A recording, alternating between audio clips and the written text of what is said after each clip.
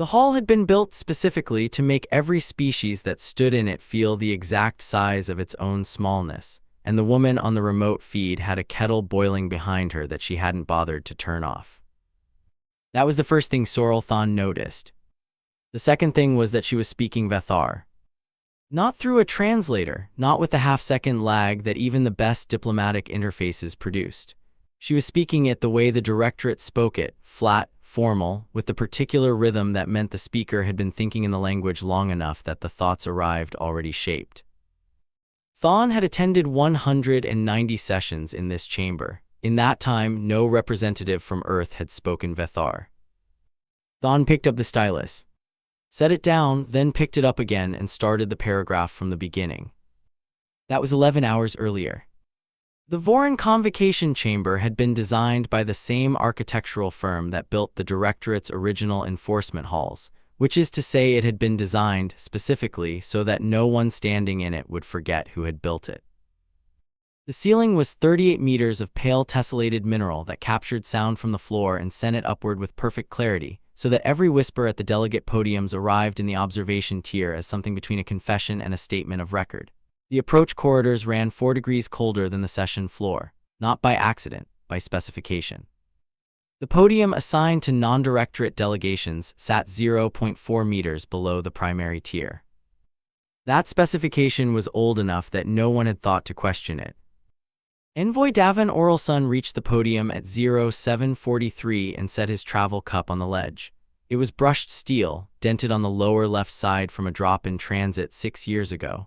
The dent had never been repaired because his son had said it made the cup look like it had been somewhere. He had filled it at Havel Waypoint Transit Ring 2 hours before, at the small supply station near the boarding check, the way he always filled it at a new station, a habit he'd kept since his first diplomatic posting 19 years ago, when a senior envoy told him that familiar objects were the only reliable anchor in unfamiliar rooms. He hadn't had a chance to drink from it yet. Behind him, 11 other members of the Earth delegation arranged themselves in the sub-tier spaces, standing at the lower podium because those were the spaces assigned to them, because that was where non-directorate delegations stood, because no one had thought to ask whether that needed to change. Sorrel Thon, seated in the upper observation tier with a clean page and a freshly inked stylus, noted the arrival time, noted the cup, noted in the register that preceded everything else that the delegation of 12 had arrived without visible tension and were standing at lower-tier positions without visible objection, and that this was, in Thon's experience, unusual. Most species, when placed at the lower podium for the first time, performed some version of awareness, a shifted weight, a glance at the height differential, a moment of held stillness that meant I see what this room is doing. The Earth delegation showed none of that. Thon wrote delegation composed, no discernible precession affect. Then wrote in smaller script below, first detail that does not fit. Sovereign Arbiter Threscall of the Vethar Directorate entered from the primary corridor at 0751. He was 2.3 meters, gray-violet exoskeletal plating across the upper thorax, 4 lateral mandibles arranged in the resting position that indicated formal readiness. He had presided over 34 institutional sessions. He had never lost a procedural vote. He did not open with a greeting. He did not open with a procedure. He opened with a property designation. In 11 words of formal Vethar, the kind that required the speaker to have studied the language at source, not through interface, he reclassified the 12 humans standing at the lower podium as infrastructure assets pending reassignment under the Compact's resource management framework. It was a legal instrument. It had been used before on smaller species in smaller sessions, in the years when the Directorate had been consolidating the enforcement framework and needed a mechanism that didn't require a vote. Oralson waited for the words to finish. Then he said in Vethar quietly, received. One word, no affect, no visible reaction from the 11 behind him. Thon stopped writing. Then started again. 3,000 kilometers northwest on a converted atmospheric monitoring platform 14 kilometers off the Faroe Shelf, a relay array registered a single outgoing transmission at 03:14 station time. The platform was Research Post 7. It had been a weather monitoring station before the lease changed hands 31 years ago. The new leaseholder had kept the array, replaced the monitoring equipment, and added a sub-level relay network that didn't appear in any public registry. From the outside, in the gray pre-dawn water and the gray pre-dawn sky, it looked exactly like what it had always looked like. A small platform with lights on, accessible only by supply tender, not worth a second glance. The transmission was one word. Director Sira Kalamvas set down her coffee when it came through. She had been at the station for 11 months. Before that, she had been here for 2 years, then gone for 6 months, then back.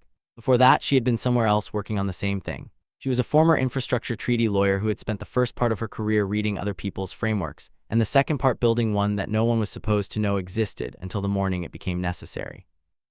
She kept her working files in a single unlabeled binder, no digital backup, because she believed the act of writing things by hand forced a clarity that screens didn't. Her left thumb was permanently ink-stained. She had stopped noticing it years ago. She set down the coffee, opened the binder to page 1. She did not turn to anyone in the room. The room had 5 other people in it. They had all been awake since midnight. None of them spoke. The program had a name, HFY. It had started with a margin note. 31 years ago, a junior diplomatic aide named Oren Becca had attended his first directorate session as an observer. He was 26. He had no vote, no role, no reason to be there except that his supervisor had been sick and someone needed to hold the documentation. He sat in the back of the room for 4 hours and watched the directorate's representatives conduct a session in which 2 smaller species had their resource access reclassified without being formally notified until the reclassification was already complete. Afterward, in his personal notes, Becca wrote 4 words. They read silence as agreement. He filed a recommendation. His supervisor told him it was thorough and filed it in a drawer. 6 months later, a different supervisor found it thorough again, and passed it upward. It became a working group. The working group became a research mandate. The research mandate ran for 3 years and produced a 400-page analysis of the directorate's governing framework. Specifically, the places where the framework contained clauses the directorate had inserted to protect its own sovereignty and had never imagined would be turned against it. The analysis was classified, the working group was dissolved, the mandate was transferred to a new designation, SHFILD. Kalamvas joined in year 4. She was handed the 400-page analysis, a desk, and a coffee maker that had a broken carafe. She was told the program had no realistic endpoint. She said that was fine. She wasn't in a hurry.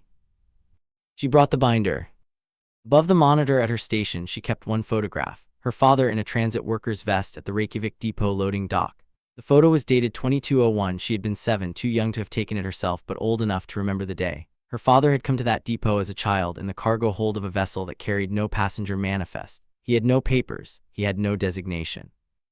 He had worked the same dock for 31 years, long enough that the other workers stopped noticing he had ever arrived differently from anyone else. She had been building SHFILD for exactly as long. The photograph was not decoration. It was not sentiment. It was a coordinate, the kind of thing you looked at when you needed to remember what the work was for and why it had to be done the way it was being done. Quietly, carefully, using only the tools that already existed in the language that the people with the power had written themselves, because those were the only tools that couldn't be dismissed as outside the framework. Commander Rel Oss had been with the program for 14 years. He was former transit infrastructure liaison, which meant he understood, better than almost anyone, how cargo routing certifications worked at the junction waypoints. For the last 11 months, he had been filing transit certification paperwork, personally, 1 packet at a time, through the Directorate's own registry, for 39 human-adjacent frigates stationed at Havel Waypoint Transit Ring. The paperwork certified the vessels for a specific enforcement function. The certification had been reviewed and stamped by Directorate transit clerks who had no reason to read the routing tables twice, because the certification category was routine, because routine certifications didn't require secondary review, because the Directorate had written the review protocols, and because it had written them to protect its own infrastructure from external challenge. Not to check whether someone had spent 11 months quietly qualifying a fleet for a function that had never been used. Oss had been told once during the initial filing period that the process was routine. He had said, "Good." Dr. Kala Anand was the program's compact law architect. She had joined in year 12 when the 400-page analysis had grown to 1,800 pages and needed someone who could read the directorate's governing framework the way a surgeon read an anatomy chart, not to understand how it worked but to understand where it could be opened. She worked from a second binder, this one labeled only with a date. She had spent 4 years building an economic dependency map, which species relied on which access routes, which instruments on the Galactic Standard Exchange were priced against which infrastructure, what would happen to those instruments if the underlying infrastructure access was reclassified. She had never been asked to describe what would happen when the dependencies were withdrawn. She had only ever been asked to confirm that they existed. She confirmed they existed. Signal's lead Pava Ren had run the filing sequence in simulation 140 times over the previous 6 months. The simulation covered simultaneous transmission of 34 documents to 34 compact registered counterparties, all formatted identically, all time-stamped at 0600 GSD, all carrying archival certification stamps from the Palen border houses, a small juridical species whose certification function most parties in the compact had stopped noticing, because no one considered them significant. Which meant their stamps carried compact-wide legal weight that nobody thought to contest. On the night of the transmission, Ren ran the simulation 141st time. Anand looked up from the dependency map. The 140th was sufficient. Ren said, "I know." She kept running it. Xenolinguist Dr. Sen Akafer had confirmed, in year 3 of the program, that the directorate's property designation term was not a translation artifact. It was not a phrase that had drifted in meaning across language interfaces, not a formalism that sounded harsher than it was intended. The term meant exactly what it appeared to mean. The 12 people at the sub-tier podium in the Vorin Convocation Chamber had been designated in formal Vethar as infrastructure assets. Akafer had written a 7-page linguistic analysis. She had filed it with ASHFILD. She had not included a recommendation because the analysis was the recommendation. It meant that the people designing the response needed to know that there was no softer interpretation to fall back on, no diplomatic reading that made the designation less than it was. She kept the 7 pages in the binder. She had never shown them to anyone outside the program. The single-word transmission that arrived at 03:14 station time was the signal from the Vorin Convocation Chamber confirmation relay. It meant the session had been called, the designation had been made, and the 12 members of the Earth delegation had formally received it. Kalimvas opened the binder to page 1. The binder contained 4,012 pages of work. It was handwritten, all of it, every clause, every cross-reference, every notation in the margins, because she had wanted the act of writing it to be a kind of thinking, and because she believed that if she ever had to refer back to any page, she would remember writing it, and the memory of writing it would tell her whether the reasoning had been sound. There was no digital backup. She had never planned to need one. Page 1 was a single paragraph, the original Oren Becca margin note, transcribed in her handwriting, dated to the day she joined the program. They read silence as agreement. She read it, closed the binder, looked at the photograph above the monitor. Then she said to the room, "Run it." At 0600 GSD, Earth's diplomatic relay station transmitted 34 documents simultaneously to 34 compact registered counterparties. Each document was formatted under Article 7, Section 3 of the Galactic Compact, a framework provision the Vethar Directorate had authored in 2187 to protect its own economic sovereignty from external challenge. Each document carried a Palen archival certification stamp. The Directorate's transit clerks who had processed the Palen certification requests 3 months earlier were not yet at their stations. The documents arrived first. The Palen stamp meant the filing was uncontestable. The Directorate had included that provision when they wrote Article 7. They had been thinking of themselves. Thon in the Relay Archive sub-basement where the overnight records were stored, received the transmission confirmation at 0602. Thon had been awake since 0430 not because there was any reason to expect something at 0600, but because the previous day's session records had required overnight verification, and the verification had taken longer than usual and Thon had stayed. This was, in retrospect, fortunate. At 0730, 6 of the 7 peripheral species that composed the Reach of 7 Directorate membership filed identical severance notices. They had not been told the exact hour. They had been told, when you see Earth file, you have a 90-minute window. All 6 filed within 71 minutes. None of them knew the full plan. That was the plan.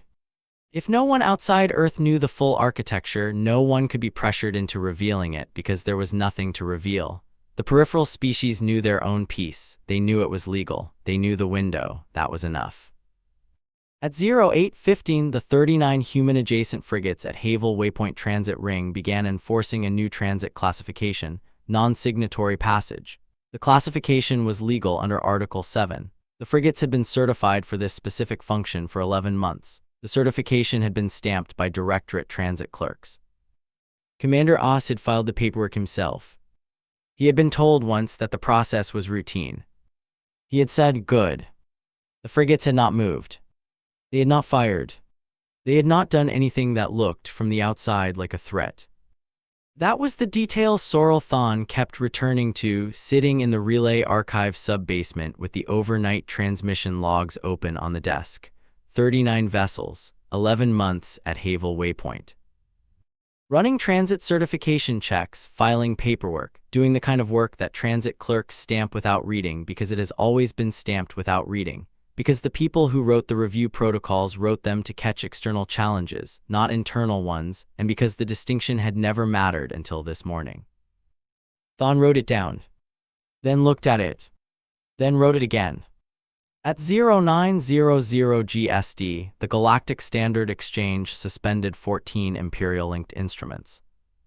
Not because of a declaration, not because of a vote, because the underlying infrastructure access those instruments were priced against had been reclassified at 08:15 and the pricing models had updated automatically, the way pricing models did when the thing they were tracking changed, and the instruments broke against reality, the way anything breaks when the ground it was standing on turns out to have been something else entirely. Dr. Kala Anand had spent 4 years building the dependency map. She had never described what would happen when the dependencies were withdrawn. She had been asked once whether the map was complete, and she had said yes.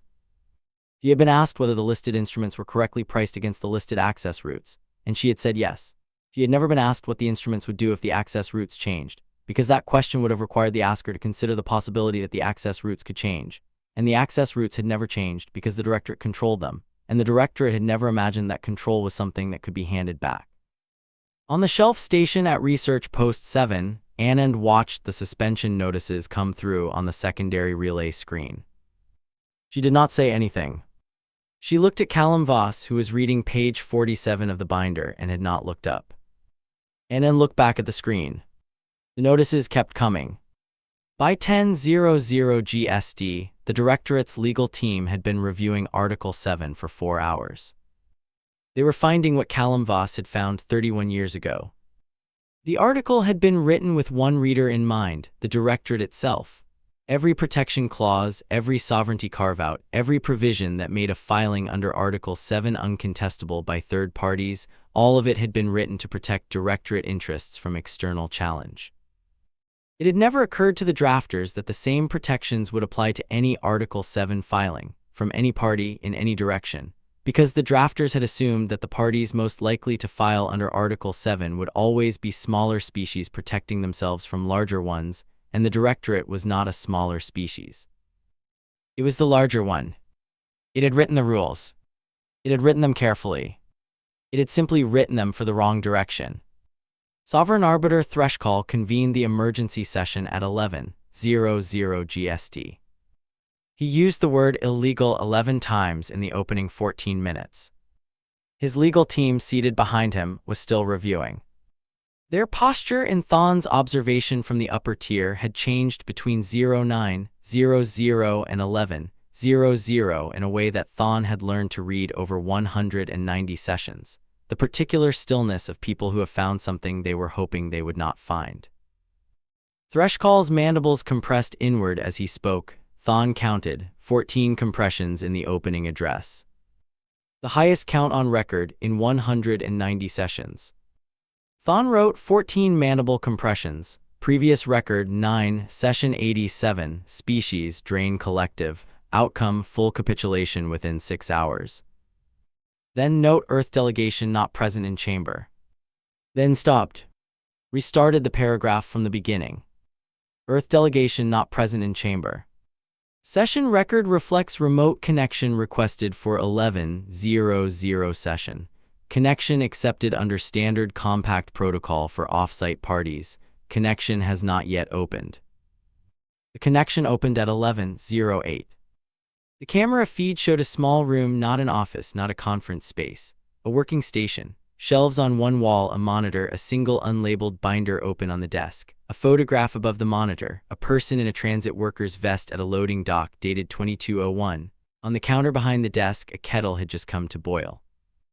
Director Sira Kalamvas did not turn it off. She sat down, she looked at the camera. She waited for Threshkall to finish the formal address, 11 words of title, in the Vethar construction that required the full recitation before any substantive exchange. And she waited the way she had been waiting for 31 years, without visible impatience, without visible effort, in the manner of someone who had already finished the work and was now simply present for what came next. Threshkall demanded Earth reverse its procedurally irregular economic action. He said the filings under Article 7 were improper, the transit reclassification at Havel Waypoint was without legal basis, and the exchange suspensions were unlawful interference in compact infrastructure. She waited for him to finish. The kettle was audible in the session chamber. Not loud, the acoustic architecture of the Voron convocation chamber delivered sound from the floor upward, not downward, and the kettle was on a counter in a room 3,000 kilometers away. But the compact's remote connection protocol ran at full audio fidelity, and the sound arrived at the chamber speakers as a low, continuous note behind her voice. She had not turned it off. She said in Vethar without an accent, without a translation lag. You built the corridor, you simply forgot that corridors have doors. In the upper observation tier, Sorrel Thon stopped writing. Then started the paragraph again from the beginning. Kalamvas did not raise her voice, she did not pause for effect. Her register did not change between the first sentence and the next, the way a person's register doesn't change when they are saying something they have known for a long time and are finally saying out loud. Earth was prepared, she said, to renegotiate access to human-controlled jump corridor infrastructure. The framework for renegotiation was Article 19 of the Galactic Compact. The price of renegotiation was a witnessed accounting, filed under Article 19, of what had happened to the 12 people who had been designated as infrastructure at the Voron Convocation Chamber's sub-tier podium at 0751 that morning. She said this without describing the 12 people. She did not say their names. She did not say what the designation had meant for them. She had been in the room 31 years ago when Akafar filed the 7-page linguistic analysis confirming that the term meant exactly what it appeared to mean, that it was not a translation artifact, not a formalism. And she had read those 7 pages and understood that the people who had used the term had understood what it meant, and had used it anyway, and that this was the fact the accounting would establish. She did not raise her voice. She did not look at the kettle. She did not wait for an answer. She said that if the Directorate preferred, Earth had prepared a second document. It was 8,900 pages. She did not describe its contents. You have 6 hours, she said, we'll be here. The connection closed. Behind her, on the camera feed that was still showing the room for 3 seconds after the connection dropped, the kettle had gone quiet. The binder was open on the desk. The photograph of her father faced the room. Thon's session record for the 11:00 emergency session was the shortest on file. 214 words. The last sentence read, the delegation from Earth was not present in the chamber. They were nonetheless the only ones in it. After that, the page was blank. The Directorate did not reverse the filings. It did not invoke Article 19. It did not respond through official channels within the 6-hour window, and when the window closed, the only transmission Earth received was a single procedural notice from the Compact's Administrative Bureau, not from the Directorate, from the Bureau confirming receipt of a membership withdrawal application. The withdrawal had been filed under Article 7. The certification stamp was Palen. At the shelf station, Kala Anand saw it come through. She had not laughed in 11 months. She laughed now. It was short, one breath through her nose, but it was real, and Pava Ren, who was 3 desks away running the post-transmission audit for the 43rd time, looked up and then looked back down and kept working, because some things didn't need to be discussed. The 14-day compact session was scheduled under standard procedure, with all 340 member species formally notified. The notification process took 4 days. The preparation process took 10. It was in the ordinary sense unremarkable. A session on the calendar, an agenda distributed, attendance confirmed by species after species in the standard rolling confirmation format that the Compact used for full membership sessions. The Directorate did not confirm attendance. At the session in the Voron Convocation Chamber on the primary tier, in the seats that the Directorate had occupied for longer than most of the attending species had been members, the Directorate spaces were empty. Not absent, empty, the kind of empty that is different from not yet arrived, the chairs in their positions, the name placards on the ledge, the session materials untouched in the distribution slots, everything in place, no one in it. The presiding arbiter noted the absence for the record. The session continued. The 12 names were read aloud at the formal session record point, the part of the agenda where names to be entered into the permanent compact record were stated before the assembled membership. It was a procedural formality that had been used over the years for many things: treaties ratified, disputes resolved, species admitted to membership. It had not often been used for this. The chamber went quiet in the specific way that large rooms go quiet when something is being made permanent. Not silence, the ventilation hum was still there, the ambient sound of 340 delegations settling, but the kind of quiet that sits underneath everything else and means this is being kept. The names were read in alphabetical order by Earth's standard naming convention. Envoy Davin Oralson was read last. He was 51 years old. He had been a diplomatic envoy for 19 years. He spoke 6 galactic trade languages without an accent. He had a son. He had kept the habit of filling the travel cup at every new station since his first posting, because a senior envoy had told him that familiar objects were the only reliable anchor in unfamiliar rooms, and he had believed it, and had kept doing it long after the advice had stopped being new. He had filled the cup at Havel Waypoint 2 hours before the session. He had not had a chance to drink from it. At Research Post 7, Callum Voss watched the session feed on the secondary monitor. She did not watch from the beginning. She came in when the names started. She listened to all 12. She did not make notes. She did not look at the binder or at the photograph above the monitor. She looked at the screen, and when the last name was read, she stayed looking at the screen for a while after the presiding arbiter had moved to the next agenda item. Then she reached past the binder, past the monitor, to the shelf above the desk. She had brought the travel cup back from the Voron Convocation Chamber. She had not asked anyone to bring it. She had gone herself, on the supply tender run 3 days after the emergency session, and she had walked to the chamber and down to the sub-tier level and picked it up from the floor where it had been placed by the session staff when the delegation spaces were cleared. It was exactly as it had been: brushed steel, the dent on the lower left side from the drop 6 years ago, the dent that had never been repaired because Oralson's son had said it made the cup look like it had been somewhere. She set it on the shelf above the working station, to the left of the photograph of her father. The dent faced out. She had not explained why. No one had asked. Thon's archival record of the 14-day session ran to 1,847 words. It was the longest single-session record in the Mhetric archive, longer than the session 112 species admission record, longer than the session 73 dispute resolution record, longer than the record of the session at which the Compact's current governing framework had been ratified, the session at which the Directorate had been most present. The record was formal throughout: passive construction, institutional register, the language of someone who had been trained for their entire professional life to observe without weighing in.